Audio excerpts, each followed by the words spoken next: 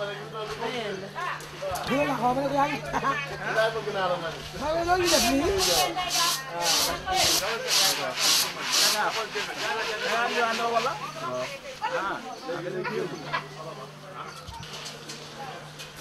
Boleh boleh ni has.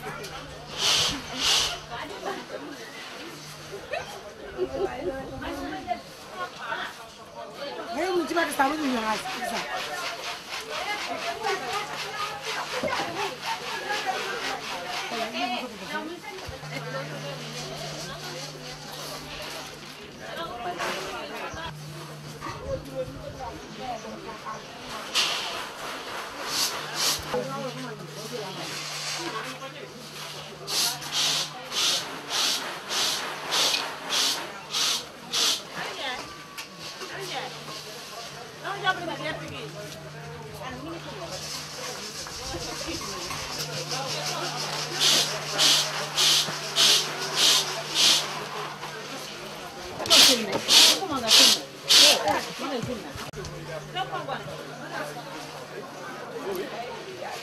Kalau ñun bonu bëggal da ngay dugg ni non wañu ban la ko yo bi ko def film jamu len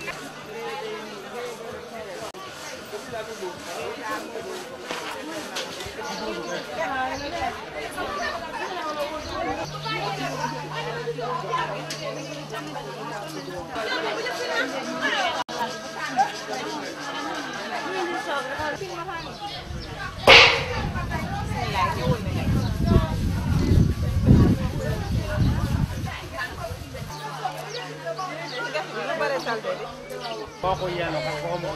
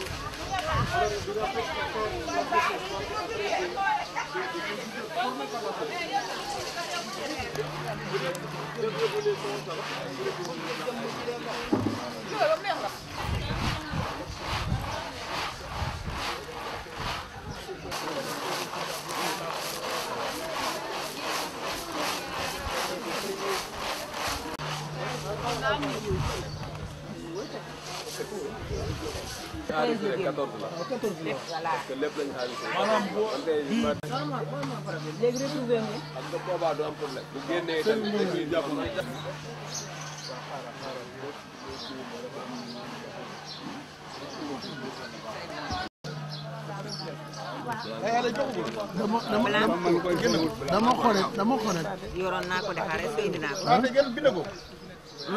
pare na mais vidéo ko dañu doon am vérification bu ñu def. ñëwul indiwu ma ko. yow may sa lan la loo xaarati. reçu bi laa jël ko. xaaral ba la wuti blanco mu gën a wóor yi.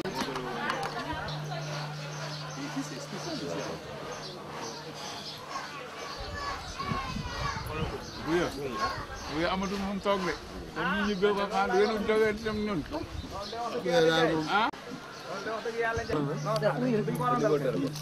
boo ko waxee ne ko bu ñu ko waroon def duñ ko waroon def.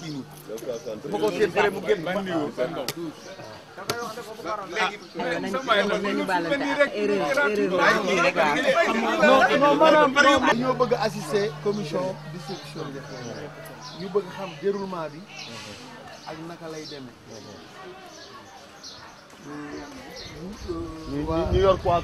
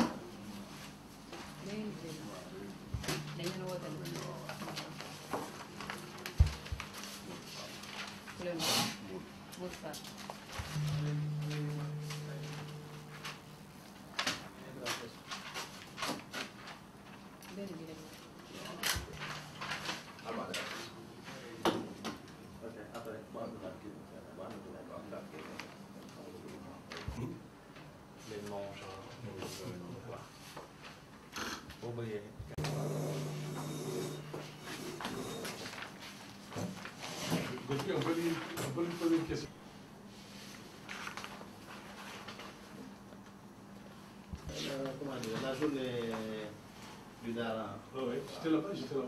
Ah, d'accord.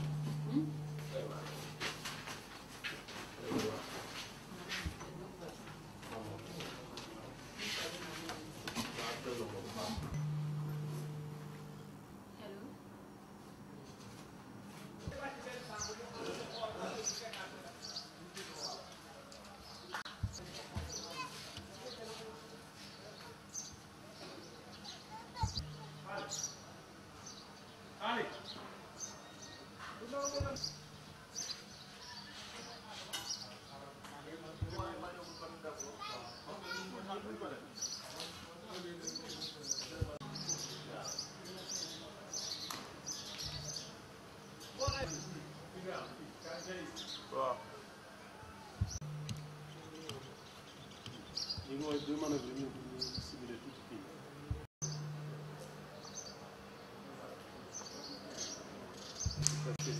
Intégré, je ne sais pas comment il faut l'appeler, parce qu'il y a tous les services. def naa Casamance dem naa Saare Bidji dem naa Tankanto Escale côté yooyu yëpp. pourtant fii ñëpp la war a gën a bëri ñu gën.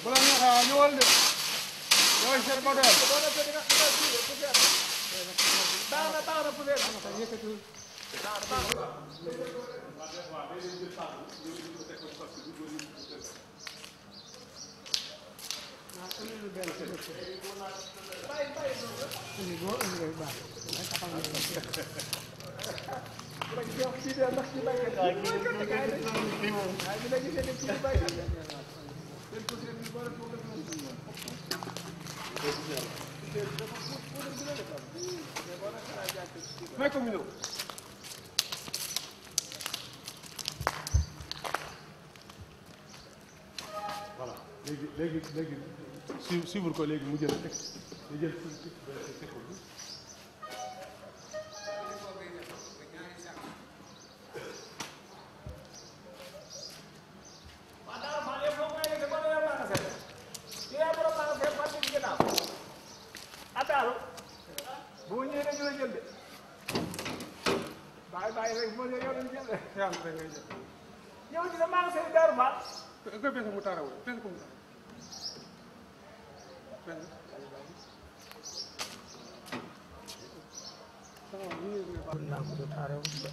kii bi dafa waaw xaaral ma libéré xaaral ma libéré boo jël ko teg ko nga teg ko ne teg ko nga teg ko ne lu ko ne yóbbu ko ne lu nga ne yóbbu ko ne après ñu delloo ko yóbbu ko ne rek mu mel ni comme delloo ñu ko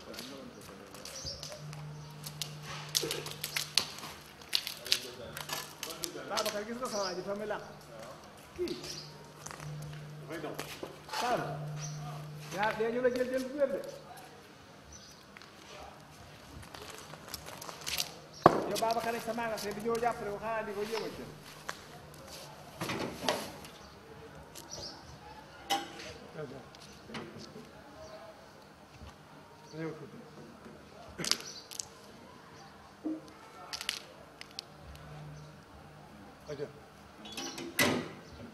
ñaata kilo la 50 kilos waaw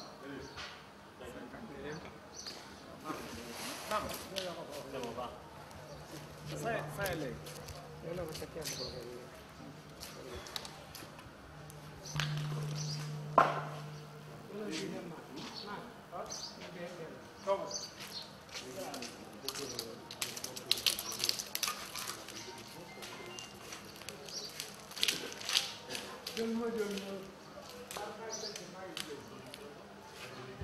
salaamaaleykum yaay kan maaleykum salaam man maa ngi tudd Bouye Diakhaté dëkk Ndiakhate Amar dëkk bu ñuy wax Ndiakhate Amar chef village Ndiakhate Amar.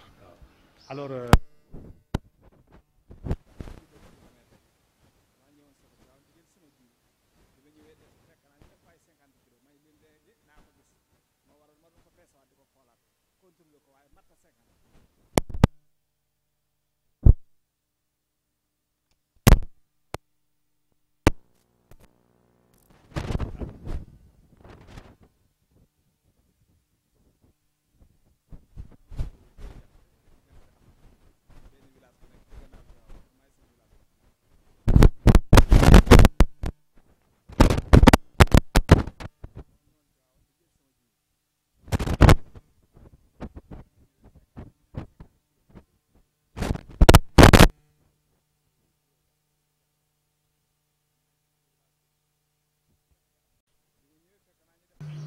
man maa ngi tudd Bouye Diakhaté waaw waaw man maa ngi tudd Bouye Diakhaté dëkk Ndiakhate Amar.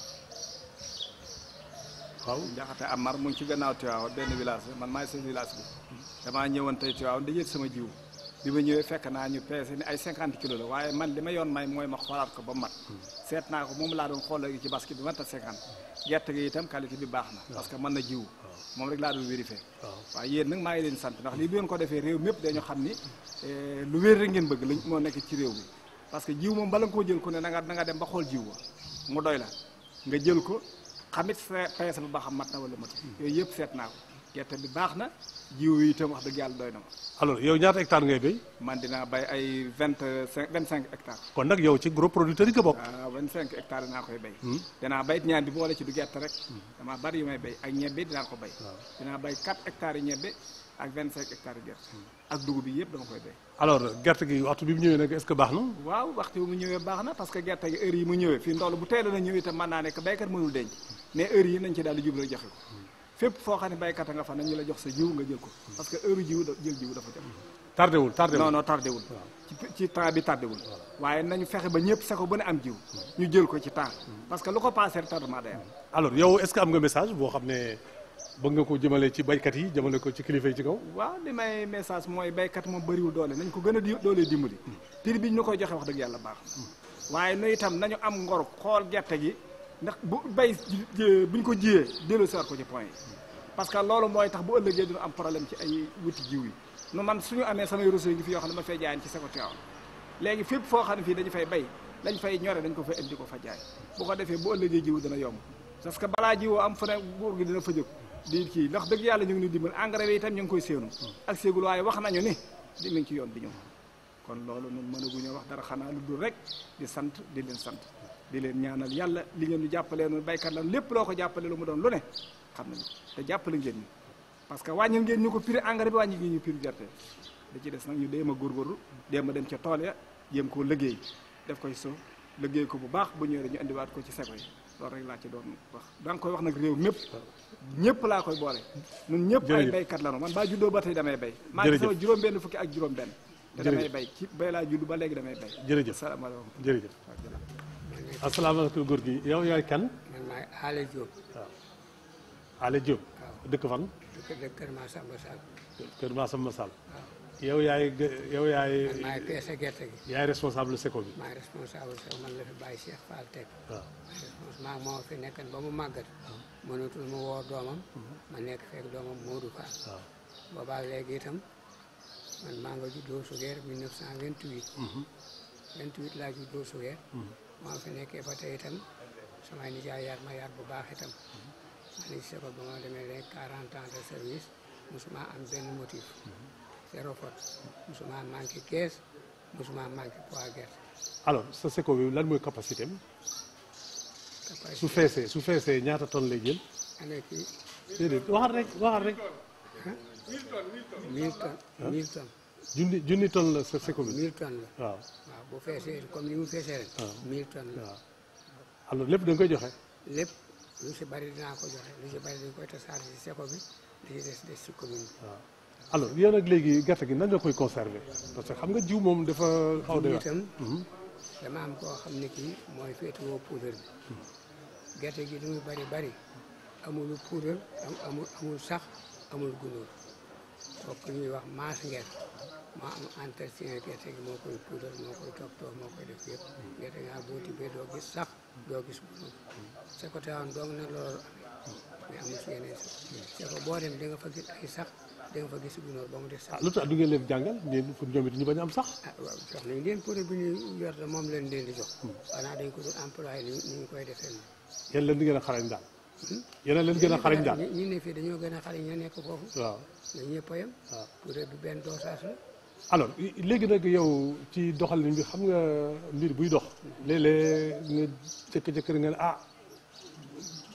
bu demoon nii daal moo gën yow. léeg-léeg bu ñu toogee ba mu yàgg. waaw damay woo kii defar entretien poudre beeg yooyu ma ñëw ni ko maas kaay poudre daatal ma gerte. waaw pour dara bañ cee dugg. gerte gaa ngi li muy bari amul sax amul gunóor. waaw tey bu fekkee ne nar nañu soppi doxin war am lu ñu war nañu ko fi soppi lan la war a doon. bu ñu ko dee soppee nag borom gerte gi nga xam ne moo def seko bi mooy soppi nag di def leen nii jaar ci la mu wax. waaye yow mosoo fi am benn jafe-jafe. man mosuma fi am benn jafe-jafe. mosuma fi am dese benn yoon du kees du poids zéro faute 40 ans de service zéro faute. ñu ngi lay gërëm la sant bu baax a baax. waaw loolu am naa ko. waaw góor gi fa fi nekkal itam ak doomam it ñu baax lañu ci man ndaxte dañ may toppatoo bu ma feebaree ñoo may faj ñoo may defal yëpp wax dëgg yàlla patron yi mel ni ñoom mosuma ko am fenn waaw ci ñoom laa ko gisee ci ñoom laa ko mujjee màggat naa fi mu ne mais góor gi def ma ñu toogal ci weer bi dégg nga. jërëjëf jërëjëf maa ngi leen sant bi léegi moo doo bàyyi maa ngi koy sant di ko gërëm itam. jërëjëf waaw jërëjëf. kan man maa ngi Mass Nguer. ah Mass Nguer. Mass Nguer. Nguer waaw. waaw lan moo di sa taxawaay ci seko bi fii. sama taxawaay dañ may taxaw fii di ma puudarloo gerte gi. entretien comprimé yi dara manqué wu. tout seko yi département Mbour département Tivaouane amul benn seko boo xam ne bii bu nu am na gunóor wala sax amu ci. alors yow nooy organiser sa liggéey fii. fii dañ may jël ay minébar rek ñuy comme sans liggéey dóor waar rek. waaw xam nga ñun dóor waar moo nu war rek. waaw. ci semaine bi yëpp ngay liggéey. semaine bi tout waaw semaine bi amuñu heure daal heure bu nu woo daal soxla ñu waaw. alors li nga fi am daal yaa ngi ci suturlu bu baax. li ma ci am maa ngi ciy suturlu di yóbbu sama njaboot kay. waaw. ndax gisuma feneen fu ko tane. waaye gisoo ay séeréer ñuy tigadege gerte gi. non non dañ koy béy dañ koy béy. bëgg a tigadege nga jënd tigadege rek ndax ñëpp ay bay gerte. waaw. di sant ñëpp di gërëm ñëpp di gërëm Baye Alim yi ndax yàgg nañ mooy maa ngi koy sant di gërëm Modou Fall ñoom ñëpp. daal suñu xol daal seet na ndax lu mat la ñuy fay. am leen fi benn tolof-tolof. amuñu fi benn programme benn tolof-tolof wala benn jafe-jafe amu fii jàmm ak salaam. kon yàlla na fi yàlla def jàmm ak ndox mu sedd guy ñun ñëpp kontaan nañ. déggoo nga sama gars yi di kontaan nañ. déggoo nga bu baax ak sama ne.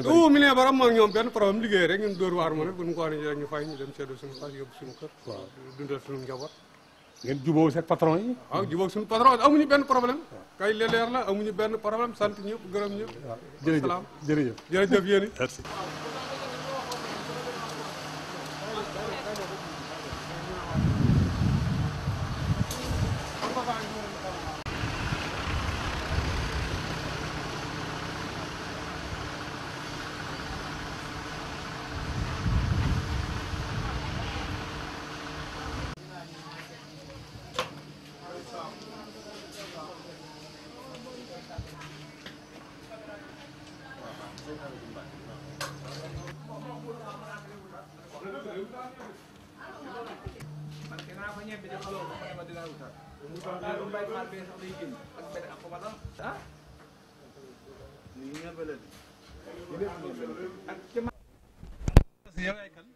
man maay Modou Ndiaye.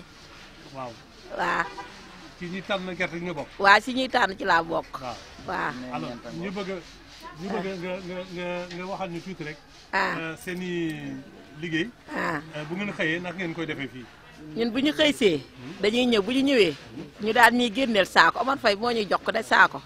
bu ñu ko joxee xam nga fan yi gerte gi machine bi moo koy xolli day des ay kipilik ak yooyu bu ko defee dañ dem jëri ko fee ba mu set bu ñu ko jëree ba mu set bu ñu ñëwee daal di koy lay bu ñu layee daal di koy wóoy jénne yi machine bi yu ndaw yi mu desee xolli yooyu dañ koy solaat ci saako yu sew yi machine bi xolli bu ko fee machine bi da koy xolliwaat bu ko fee ñu daal di koy lay ba mu set bu ñu layee jël buuse bi sol ko fee saako daal jël kemb gi nag tànn yu nëb yi tànn yu xar yi ak yi nga xamante ni boo ko jiwee du sax yi nga xam ne mën na jiwu daal yooyu la ñuy bàyyi daal di koy sol ci saako bu ñu liggéeyee ba ngoon jot ñu daal ñuy peeseel bu ñu peeselee daal ñu koy fay par kilo ngoon gu jot na bu ñuy wàcc bala ñoo wàcc ñu fay ñu suñu xaalis lu ñu liggéey journée bi rek bu ngoonee dañu koy fay ñu ñibbi rek moom. kilo ñaata.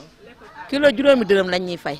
waaw moom lañ ñuy fay. depuis kañ ngay liggéey fii ñaata man nag ren laa fi commencé liggéey waaye yàgg naa depuis mu commencé ba tey une semaine rek la ma nit ñi rawee dafa commencé une semaine rek après ma ñëw. est-ce que liggéey bi neex na. liggéey waa neex na de di nga si am de looy fajee tuuti sa soxla. waaw di nga ci am ndogu ak la neen sax di nga ci am ndogu ak la neen. waaw alaaji di nga ci am ndogu looy toppatoo say gune daal. waaw di nga ci am ndogu ak loo toppatoo say xale.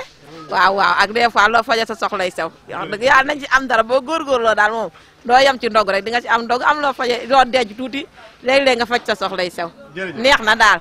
waaw te suñu patron yi Modou Fall tamit ku baax la ba ñu wóoragul dañuy jox añ ñu añ ba suur jox ñu ndox mu sedd jox ñu attaaya. waaw xaal jéeg yëpp dañuy añ ba suur. waaw attaaya jéeg lépp wax dëgg yàlla duñu xiif duñu mar manqué wuñu dara dañuy añ ba suur koor gee tax añatuñu waaye dañ daan añ ba suur naan ndox mu sedd lekk xaal naan attaaya. waaw borom zi ji ñëw ñu jënd suñu zi des fois sax moom mu fayee ñu zi ñu naan ba màndi.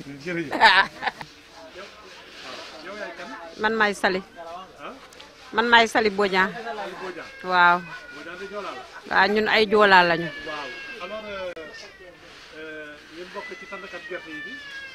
ñun de presque ñun ñoo fi jiitu daanaka ñun de bu ñu ñëwee laajte ñu ne tànn am na fi. ñu ñëw ñu jox ñu gerte boobu commencé gu ñu toj sax ñu commencé di tànn ba loolu jeex yi ñu toj yi ñu fekkoon ñu toj bu yooyu jeexee ñu génnee ñu ay saaku ñuy toj bu ñu xolli bees tànn ba mu set bu ñu jeexaloo loolu nag boobu la machine bi ñëw nag commencé di toj ñuy lay di tànn gerte ba mu set. loolu yàgg na léegi. yàgg na.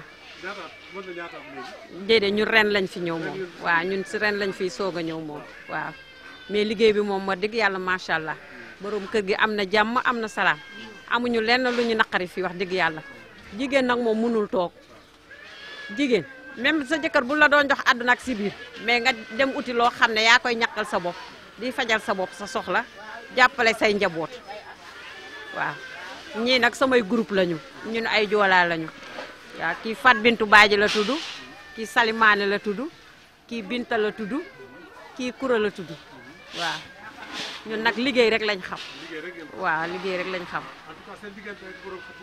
amul benn problème saa yeewoo suba bu nekk bu rombee fii cokkaas ñu kaf ak ñun reetaan ak ñun romb dem si yoonam waaw añ taay boobu koor gi ñëwul dañuy indil fi añ dañuy añ ba suur amul dara daal lu manqué fi wax dëgg yàlla moom ñu ngi koy sant ñu ngi koy gërëm duutir amul sax mu dem jëli Casamance ñoo toggal ñu waaw ñu ngi koy sant ñu ngi koy gërëm liggéey bi daal yal na jëm kanam waaw loolu daal lañ koy ñaanal waaw. leen sant di leen gërëm. waaw ñu ngi leen di sant di leen gërëm. ñun nag yàgg nañ fee ñëw ndax parce que bi ñu fi dalee ñëw ak léegi ëpp na fukki at. te mosuñoo sikk Modou Fall si genn jëfin yu ñaaw wala lu bon ñun waa Kër Xaaye Sarata ñu ngi nuyu Modou Fall di ko sant di ko gërëm ndax bi ñu fi dalee ñëw ak léegi ëpp na fukki at mais mosuñu ko sikk si dara bu ñu ñëwee fii sunu dara du manqué wane na mbokkam ba mu mat ndax wane na ne bokk na Kër Xaaye Sarata jëf na ko fa wane na ko fa bu ñu ñëwee fi moom Modou Fall sax bu ñëwee fi maa noonoo bañ a faale mais bu ñëwee fii day wàcce léppam ajuwul si dara am di nuyu ñu faale ñu yëg ñu bu fu nu mar sunu dara du manqué Modou Fall daal ñun ñëpp ñu ngi koy sant di ko gërëm di rafetlu lu muy def ñu ko ñaanal yàlla na jëm kanam lu mu man ren rek yàlla na ko gën a yokk déwén ay at. kon nag yéen ñëpp am ngeen fi lu toll fukki at. ëpp na ko waaw jërëjëf. laa xawata illaa billaahil bi asim isin bi kat ñun dañu ñaan yàlla mu yokk jëm kanam ndax ñun dañu doon xëy rek di toog duñu liggéey dara ca xale ya rek la ñuy ne di coowaloo isin bii nag ba mu ubbee ba léegi ñoo ngi fi suñu xëyee ñëw daan fi suñu doole loolu fi amuy suñu wërsëg kon nag ñoo ngi sant yàlla di sant yonente bi di sant suñuy ñaari waajur ak borom isin bi ndax fii am nañu fi jàmm am nañu fi salaam dañuy lekk ba suur naan ba man di am fi jàmm day dem sax jënd xaal indil ñu lekk bu nu añee ba pare dara du manqué bu nu xëyee ñëw toog dimanche ju ñuy toog bañ a liggéey sax dañu namm ñëw fii yàlla xam na ko. ñaata at ngeen def yéen. man nag ren laa fi door a ñëw waaye wax dëgg yàlla maa ngi sant yàlla di julli ci yonente bi may ñaan isin bi mu yokk jëm ca kanam ca kaw li fi am rek yàlla na barkeel ci barke Seydina Muhammad.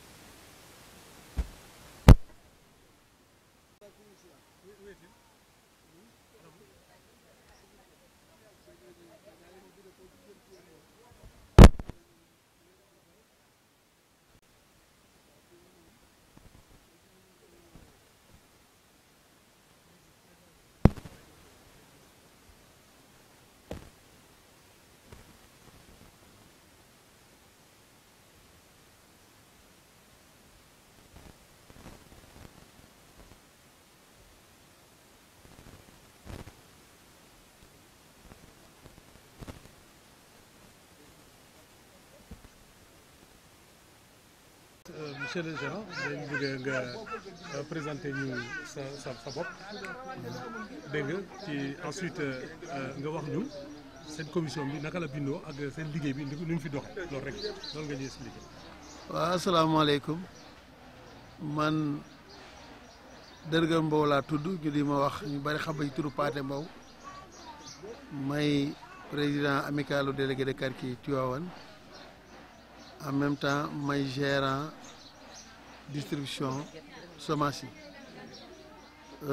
suñu président nag ku nekk xam na ni secteur bu ne le préfet mooy le président mais daf koo jël dénk ko action sociale ku ñuy wax Abdou Aziz Diop mooy président commission bi mu def note de service impliqué ci mboolem koor yi fi nekk les représentants des députés ginnaaw bu ñu defee CDD ba pare la def arrêté boobu boole ci représentant député yi représentant maire représentant chef de quartier yi groupement famille def ci conseil de la jeunesse gendarmerie douane ak les syndicats police ñoom ñëpp ñu def benn arrêté ku ci nekk war fee teew waaye nag comme ñun Tivaouane yàlla dimbali nañu ba bu ñëwee itam mosuñu cee am benn jafe-jafe koor yu ci bëri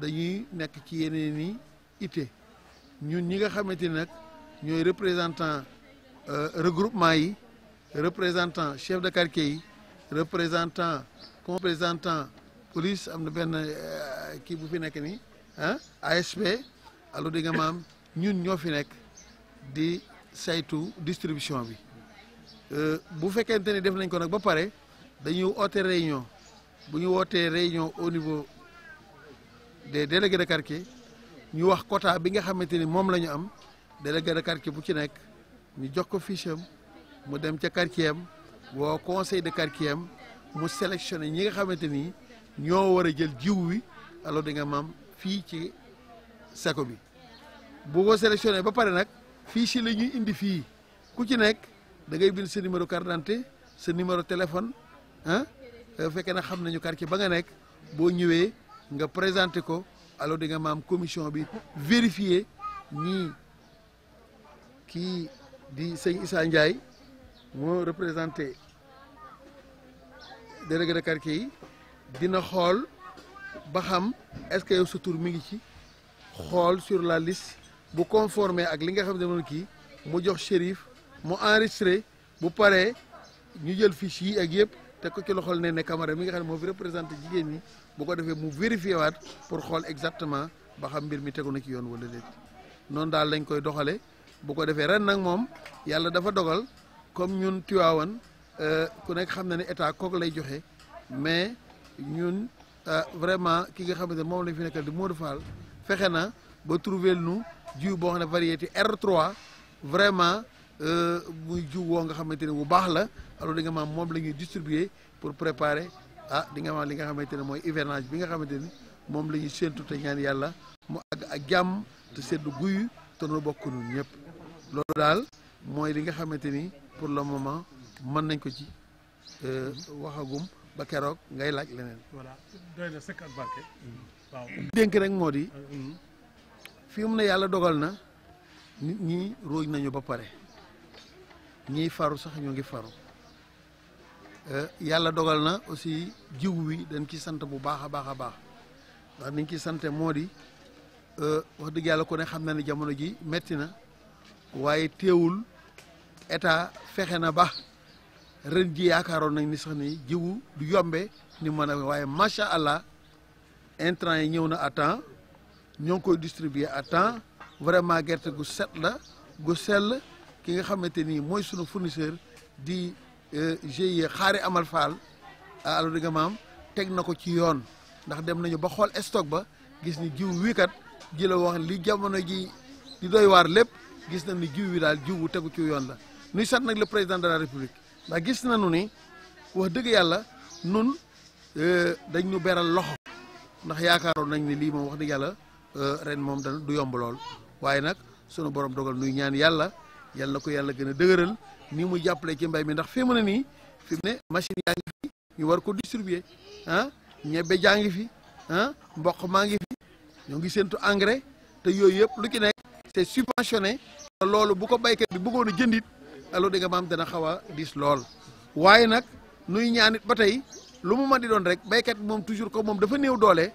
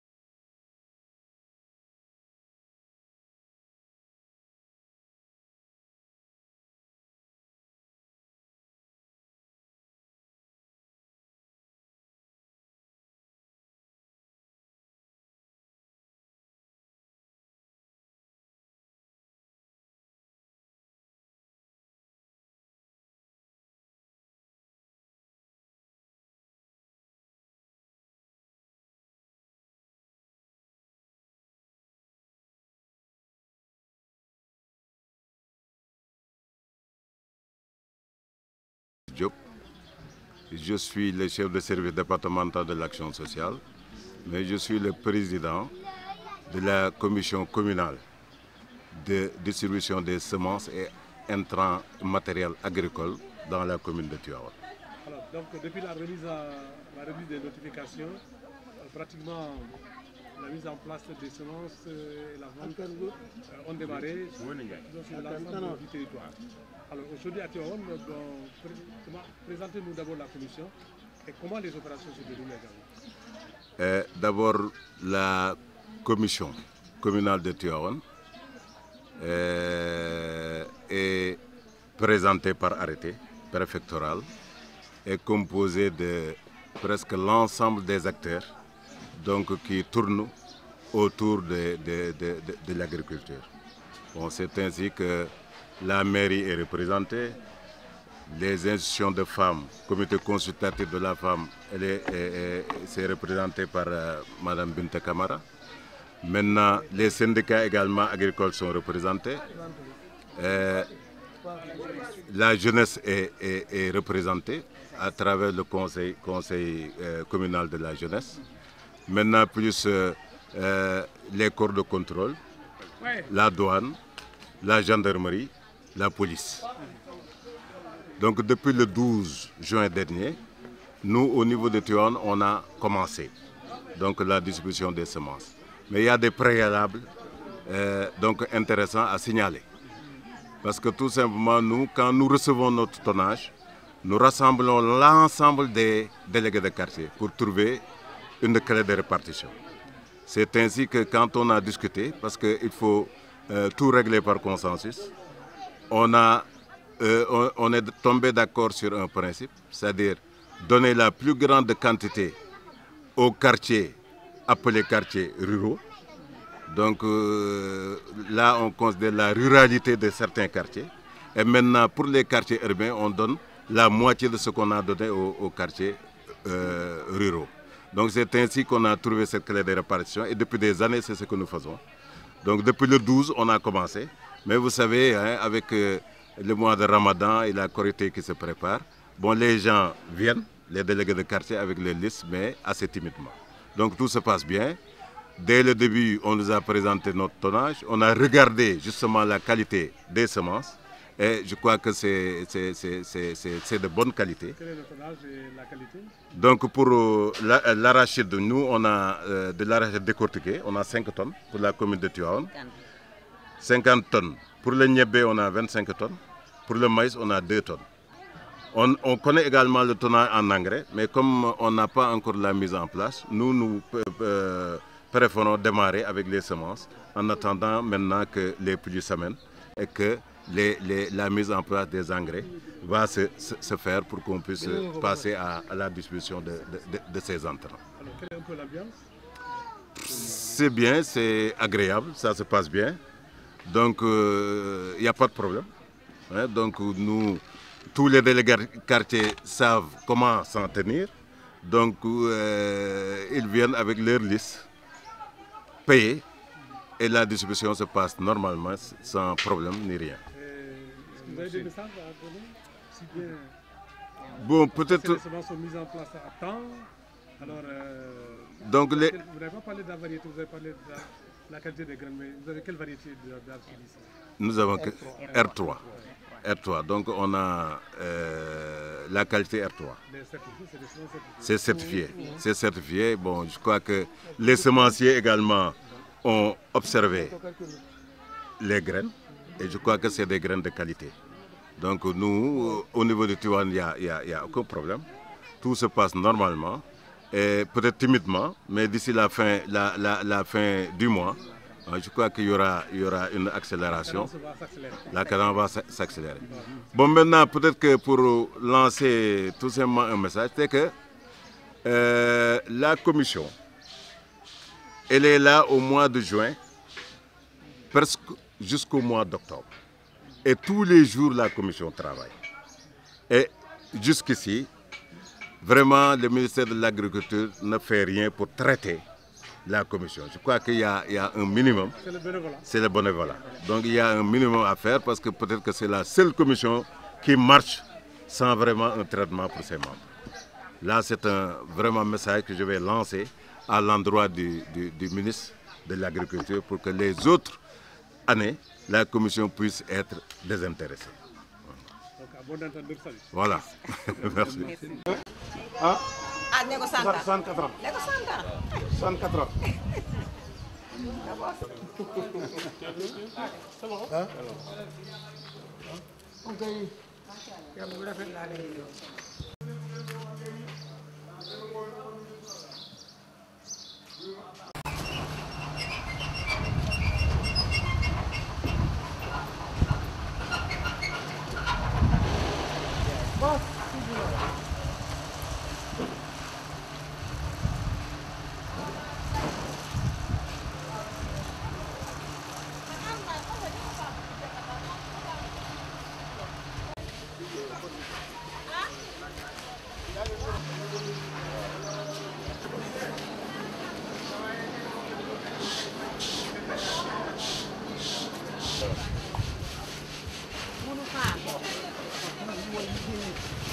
waaw.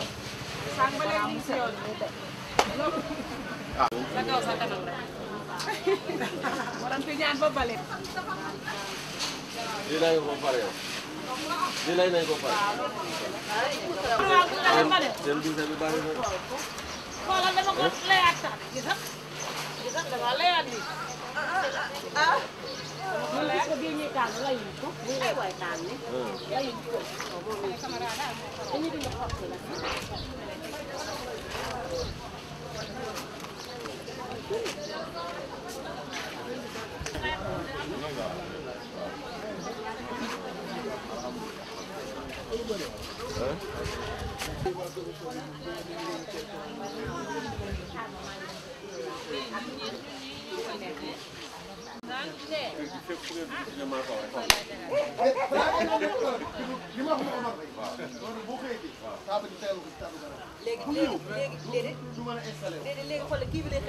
moom laa li ma lay wax mooy.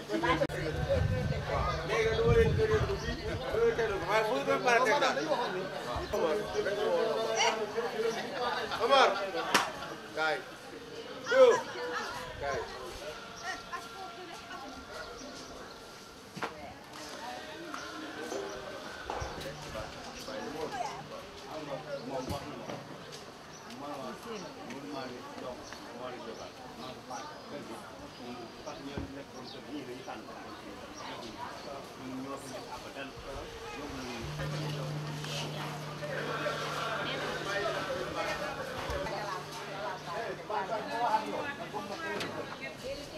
yaa ci dugg de moom.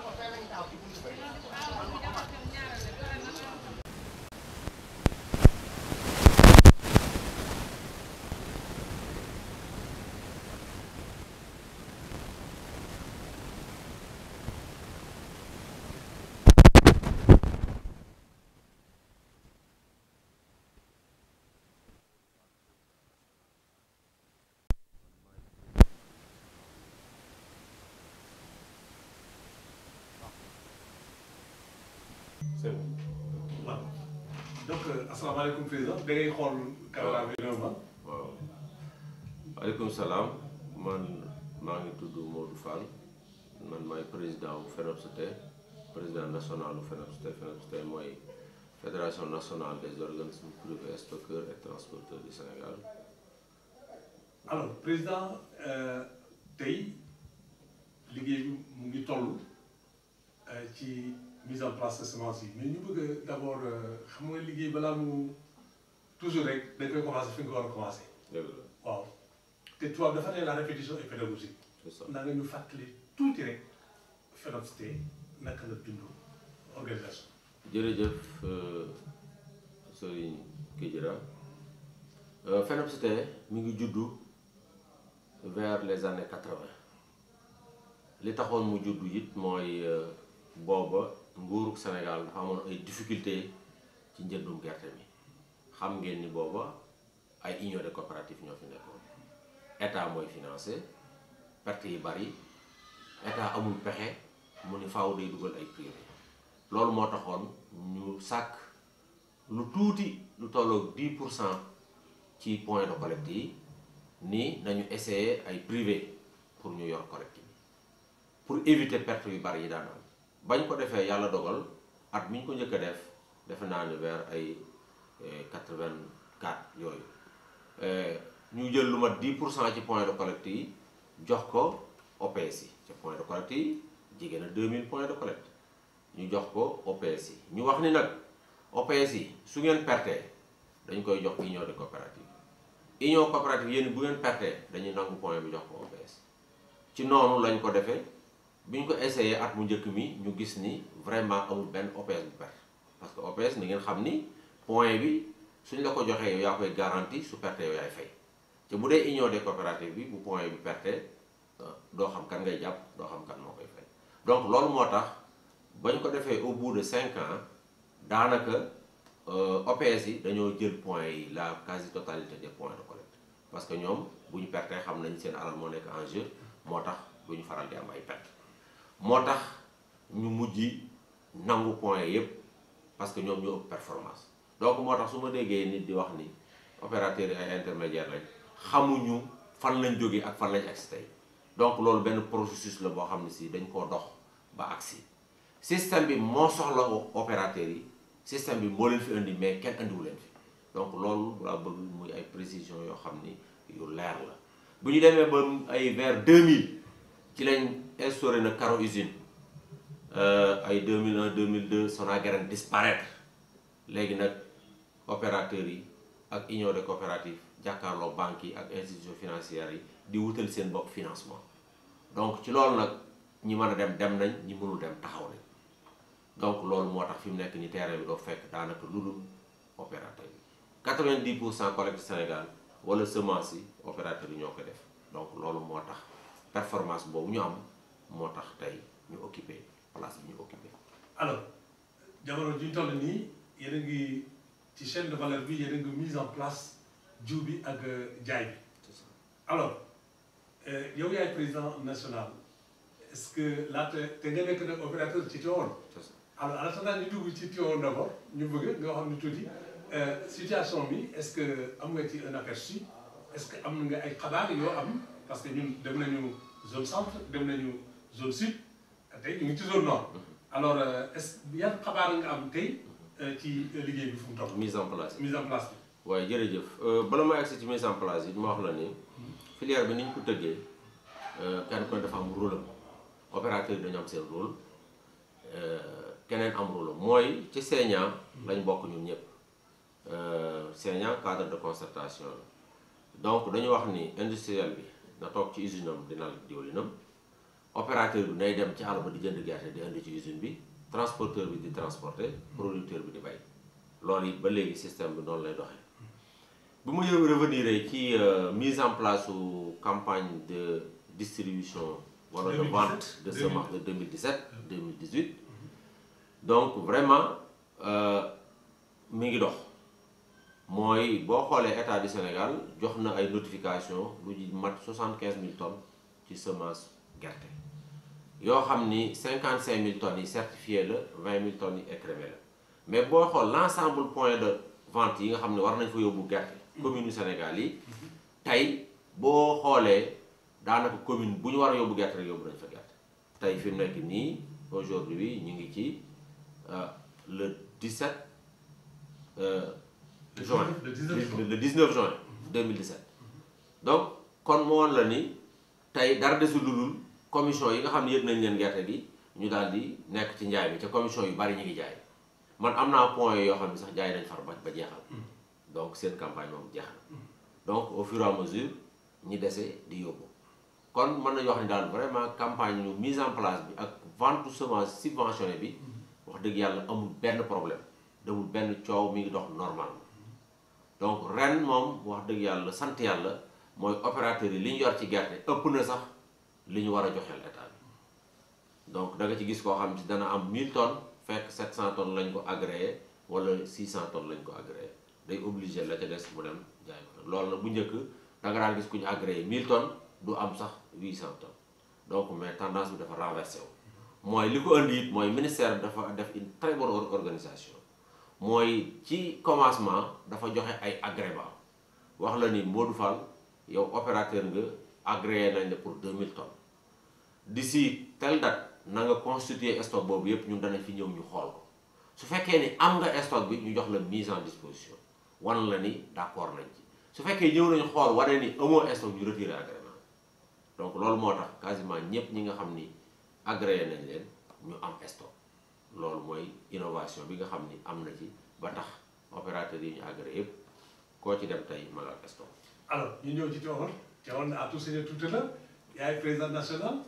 alors yaay opérateur Tivaouane bon ñun bi ñëwee gis nañu fii spécificité boo xam ne def nañu Casamance def nañu région centre yëpp alors def Diourbel def Louga mais li ñu gis fii gisuñu ko feneen. gis nañu fii multi service boo xam ne.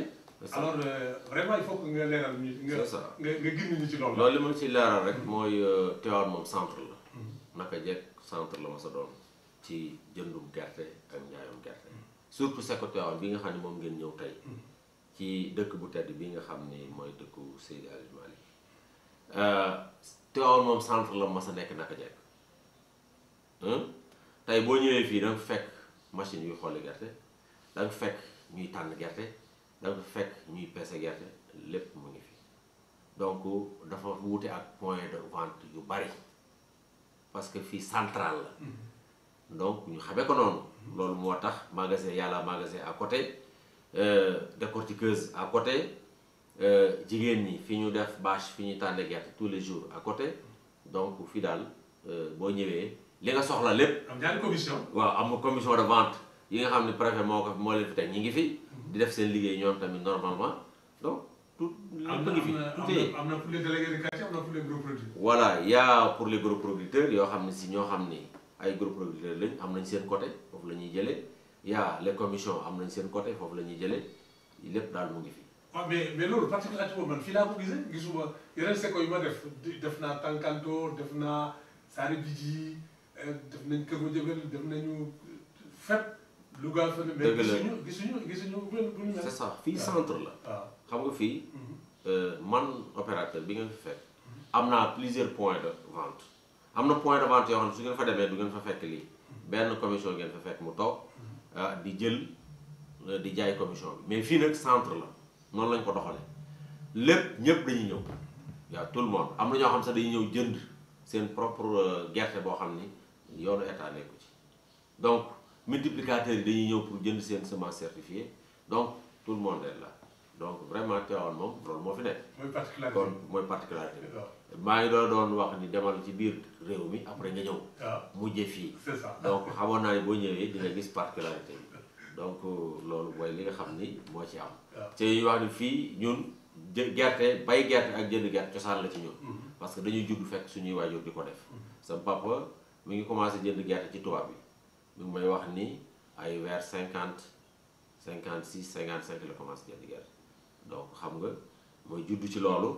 di ànd ak moom ci loolu ba ndëgën ni yàlla ko yàlla may wér. mu dem ba mënatul mu nekk ci kër gi man ma continuer di liggéey boobu. bon am na ay njaboot yu bari mais xëy na man la yàlla def ma nekk di liggéey gerte bi nga xam ni moom la daal liggéey. alors waaw donc ñi liggéey fii nag ñu rafet lool sa àndandoo ak ñoom. alors ñu leen fi pas bi bàyyi woon en tout cas su yokkuwul am dara loo xam ne rek wàññi nga ko ci. waaw fii gerte famille la yaa ngi confirmé loolu. waaw maa ngi confirmé loolu gerte famille la. tey am na ñoo xam ne si man fi laa leen fekk ci Secco bi fi la leen paa bi bàyyi woon. gis ngeen benn vieux boo xam ni il a 90 ans mi ngi fi moo nekkoon gardien bu paa bi moo yoroon Secco bi ba léegi mi ngi fi waaw ba léegi mu ngi fi donc. kooku wax dëgg yàlla mun moo ko jàppee lu dul bàyyi personnel bi fi nekk yëpp it ñëpp benn lañ parce que famille lañu jigéen ñi xolli ñiy tànn donc fii kaf ak ree la fi la ñuy lekkee fi la ñuy defee lépp waaw fi la ñuy defee lépp bu dul woon koor tey boo ñëwee da ngay fekk bu añ ñëwee yu ñëpp ñooy añ ainsi de suite waaw xaal yi xaal bi fii mango ji fii donc famille la daal donc loolu dafa neex trop waaw fii daal amul kii moo ne ci bureau yi kii moo ne fii ñun ñëpp benn ensemble lañ la dalee ca manœuvre ba yanu saako ba ci comptable bi ba ci commis bi nga xam ne si mooy defar reçu de vente yi ñun ñëpp benn lañ ak man bi nga xam ne maa leen jiite ngeen fàttaliku nag ngeen wax leen nag am nañ ay plus de 40 points de collecte 50 donc loolu lay wóor nii la ci aju dafa bari. Il y a les gérants chaque point est un gardien. Il y a les camions yi nga xam ne dañuy dem charger ci gerte gi foofu producteurs yi aju ci ñoom donc yooyu yëpp nit ñu bari lañ ñoo xam ne si dañuy liggéey ak ñoom ci saison bi donc loolu.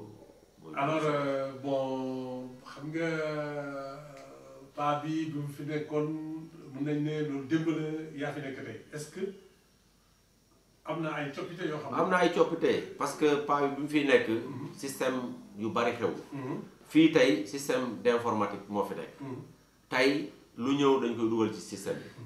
donc vite fait ñu def suñu liggéey. verrouiller li ñuy verrouiller doublon yi mën na bañ a am. parce que yooyu yëpp système bi daf koy détecté. alors léeg-léeg boo demee paa bi day yëngu ci liggéey boobu léeg-léeg paa bi léeg-léeg nga ne woon ko yooyu. muy ko yëngu ci. non dama koy wax muy xool ba saa muy li xajul sama bopp bu li xajul ci sama bopp loolu lay wax mais sant yàlla boo fekkee benn liggéey yàlla mën a dogal nga yokk ci as lëf ak lu mu tuut rek sant yàlla mais lépp nag moom la. parce que lépp moom la ñun xamuñu. bâtiment fondation. voilà bâtiment fondation parce que ñun dañu juddu yàlla dogal mu yóbbu ñu école coranique ñu dem jàngi alxuraan. bi ñu ñibbisee it amul beneen école bu ñu dem bu dul école am du français du leneen école am ci la ñu nekk alors ci la ñu jàngee liggéey ci lañ ñu formé et puis ba tey jii yàlla baaxee ñu jiite fédération nationale des opérateurs ci loolu it maa ngi profité di gërëm opérateurs yëpp ci seen mbaax parce que mën naa ni ci opérateurs yi gën a nekk xale laa bokk mais loolu lépp xooluñu ko dañ ma tànn may seen ndaw ñu jiital ma ci lépp. donc loolu nag honneur bi ñoom laa koy delloo. est-ce que nguur gi mu ngi dugal loxoom pour jàppale leen. waaw nguur gi vraiment ministère bi ñu bokk muy ministre de l'agriculture Pape Abdoulaye Seck ñoo ngi profité moom di ko nuyu di ko ziar ci ko ndax ministre la boo xam ne bu xam agriculture bu xam mbay la en tout cas ñun liñ gis la ko Macky Sall gisewoon ba tànn ko rëccu ko donc mi ngi ñuy jàppale ci organisation yi. mu ngi ñuy jàppale ci suñu filière yi di dox na mu war a doxee ca ñun dañuy wax ni ministère yu bari fekk nañu fi ministère yu bari jaar nañu fi ànd ak ñoom mais façon bi ñu gis mu di ko doxale bari waa na ministère yu fi jaar doxal nga la nga war a doxal kenn xarabu la waaye agsi woo fii donc loolu dafa am solo donc ñu ngi ko ciy gërëm ñu ngi koy sant parce que lépp lu muy def dañuy woo ñu toog bañ nañ ko ba mu dafa instauré benn réunion boo xam ni tous les 15 jours mardi ministère day ñëw toog ak moom ñu wax ko li ñu problème yi ñu am yëpp wala li ñu gis ci filière bi yëpp wala li nga xam ne si doxul yëpp moom nag mu jóg ci loolu pour régler problème yooyu. alors partenaires yi aussi am na ñu ngi di jàppalante pour que liggéey bi mën a ñëw. waaw partenaires yi it ki ci jiitu mooy CNCS. mooy crédit agricole. tey bu ñuy wax collecte Sénégal di wax ni usine bi dana jënd 100 à 200 000 tonnes 200 000 tonnes gerte. caaxaan jënd ko ay 45 milliards ay 50 milliards faaw opérateurs yi lëkkaloo ak banques yi banques yooyu nag ki ci jiitu tey mooy CNCS vraiment ñu ngi gërëm le directeur général Malick Ndiaye ak collaborateur yëpp chef d'agence yi man tamit di profité di gërëm sama chef d'agence mooy monsieur Sibi Demba Sibi nekk fii ci Thiès en tout cas daal CNCA jàpp na ci parce que ku nekk ku wax baykat wax opérateur xam ne duñu nit ñoo xam ne dañu am ay garantie mais am nañ compréhension yi ba nga xam ni crédit it ku wax lebal état di nga xam ne du gaaw a génn mais loolu lépp ñoom am nañ compréhension pour accompagner opérateurs yi pour que ñu dem ci àll bi dem jënd gerte gi andi ko ci usines yi wala ñu def ko semence. alors ban message ngay tàggu ci wolof ou bien est-ce que am na loo xam ne amal na la solo te ma fàttali la koo laaj. waaw loolu de xanaa message bi mooy nuyuwaat sama mbokku baykat yi. nga xam ni ñoom ñooy début bi. bala ngaa mën a jënd wala transporteur bi di transporter wala usine bi di nal baykat dafa bay. kon baykat boobu nga xam ni moom mooy bay te ñun ñu bokk ci ñooñu. ñuy ay petit producteur ak ay gros producteurs ñoom ñëpp kenn ku nekk ak sëriñ si nga xam ni tey ñoo njëkk ci baykat yi ndax sëriñ boo fi gis tey gros producteur la day bay lu bari ñoo ñëpp ñu ngi leen di nuyuwaat di leen ziyaara di leen jox seen wàccuwaay te di xam ni ñun ak ñoom yëpp ñoo bokk liggéey bi bu dul woon ñoom ñun duñu exister duñ fi nekk kon nag ñu ngi leen di bàyyi xel di xam ni ñoo ngi leen di bàyyi xel bu baax a baax a baax alors baax na nga fàttali maanaam tonnage bi ngeen fi am war a joxe ren ak maanaam gox bu fekkee ne bëriwul lool nga soo ci mën lim tuuti ak ensuite yan xeetu gerte variété bi moo fi. waaw boo xoolee département Tivaouane daal tey liñ fi war a joxe ci gerte entre 1400 et 1500 tonnes la il y a presque 19 communes su ma juumul xaw na toll foofu 19 communes yoo xam ne si war nañ leen jox commune bu nekk quota nga am ci 1500 tonnes yooyu donc loolu lañ fi war a joxe boo mooy wax nag man te des fois damay wax au niveau national l'ensemble du Sénégal ñi ngi war a joxe 75 000 tonnes wax naa léegi nii 55 000 tonnes yi certifié la 20 000 tonnes yi nekk écrémage ca processus bi ñu doxali li ñu bëgg mu amit mooy ñu fexe ba fii ak 1 an 2 ans certifié rek la ñuy joxe doon joxe écrémage donc loolu vraiment lu ñu rafetlu la di gën a gërëm ministère bi ndax damay wax ni Macky Sall bi muy ñëw ci réew mi di jël réew mi 6 000 tonnes la fekk semence certifiée premier conseil interministériel bi njëkk am ak premier ministre bi fi nekkoon Abdoul Mbaye ñi ngi nekkoon ci 6 000 tonnes certifiées tey aujourd'hui ñoo ngi taxaw ci 55 000 tonnes donc loolu it performance la donc loolu it vraiment ñu ngi ciy gërëm ministre de l'agriculture vraiment ay jéego la ñu ngi ñaan jéego yooyu bu jëm ci kanam ñu gën a booloo daal ànd liggéey agriculture bi. Voilà, merci Monsieur le Président. Maintenant, on va parler seulement de Tivaouane seulement. On va parler un peu de Tivaouane en français. Bon, maintenant, peut-être une présentation succincte de la FENOSP, un petit rappel historique. Oui. Et puis maintenant, nous sommes en campagne de mise en place et de vente des semences. Bon, maintenant, alors, vous présentez et où est-ce que vous en êtes? Oui, je suis M. Modou Fall, président national FENOSP. FENOSP, c'est la Fédération nationale des organismes privés, stockeurs et transporteurs du Sénégal. Alors, la mise en place des semences a démarré depuis quelques semaines. Rappel historique. Et avant là, faites-nous un petit rappel historique, n'est-ce pas, de la création de la FENOSP. Oui. Bon, la création de la FENOSP est née vers les années 80. Comme vous le savez, vers les années 80, on a eu un problème de commercialisation. Pourquoi? Il y avait à cette époque trop de pertes avec les coopératives, les unions de coopératives. Parce que comme vous le savez, les coopératives ont leur président et leur gérant. Si la coopérative fait des pertes, on ne peut pas emprisonner tous les producteurs. Donc la Sonacos, à cette époque, avait des difficultés pour continuer la campagne de commercialisation. Il a fait appel aux opérateurs privés. Il a fait appel aux opérateurs privés pour stopper les pertes liées à la collecte et commercialisation des produits agricoles. Donc, continue. À cette époque, la Sonacos avait des problèmes de commercialisation liés aux pertes des coopératives. Il a fait appel aux opérateurs. Ils nous disent à cette époque que nous sommes confrontés à des difficultés. On veut que les opérateurs arrivent pour aussi faire leur partition. On a accepté et on nous a donné 10% à peu près des points de collecte. Il nous dit clairement que si un opérateur fait des pertes, on va le remplacer avec une union de coopérative. Si l'union de coopérative fait des pertes, on va le remplacer avec un opérateur. Dans cette sillage, dans quelques années, 4 à 3 ans, presque la quasi-totalité des points de collecte, les opérateurs l'ont pris par leur performance. Parce que les opérateurs sont plus performants parce qu'ils ont leur garantie bancaire hein, donc ils ne font pas pratiquement des pertes.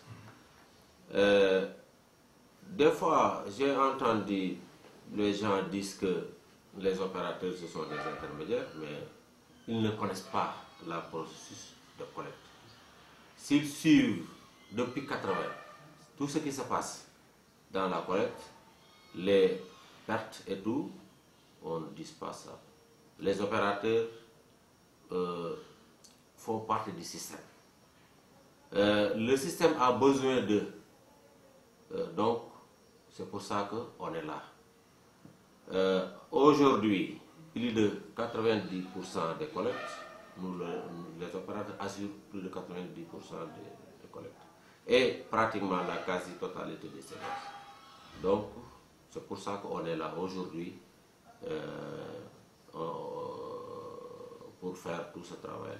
Alors, maintenant, en 2017-2018, où est-ce que vous en êtes avec la mise en place et les ventes? Wow, on a bien démarré la mise en place et la vente des semences. Parce qu'aujourd'hui, on est 19 juin 2017 et pratiquement toutes les mises en place sont terminées.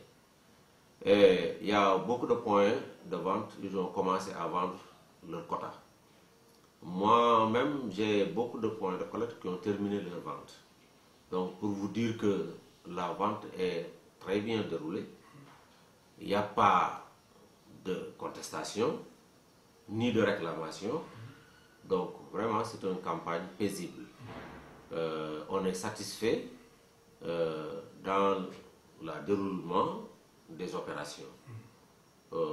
Vraiment, on salue la bonne organisation du ministère de l'Agriculture, qui est l'organisateur de la campagne. Donc, les opérateurs aussi, ils ont pris les devants pour préparer les quotas, les stocks. Actuellement, tout le monde met en place son stock. Donc, il n'y a aucun problème. Et à Tivaouane, c'est un cas particulier. Oui. C'est un avis ici, c'est un peu spécial. Oui, c'est un centre. Oui.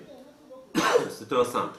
Parce que quand vous venez à Tivaouane, il y a la décortiqueuse à côté, il y a les trieurs, les femmes trient à côté, il y a la bascule et les manœuvres. Il y a tout.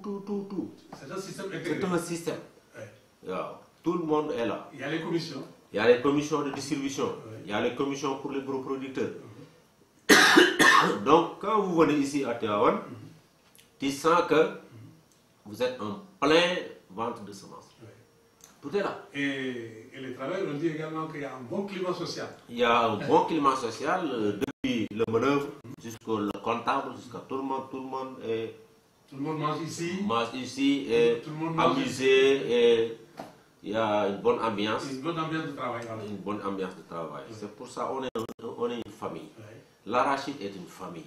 Donc c'est pour ça que on fait cette ambiance-là ici.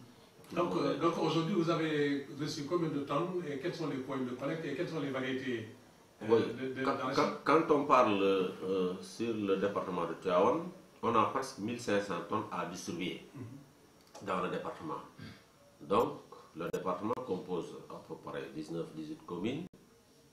Donc, c'est pas. Donc, vraiment, toutes les communes ont bien reçu leur quota. On a commencé à vendre les quotas. Il y a même des points qui ont fini leur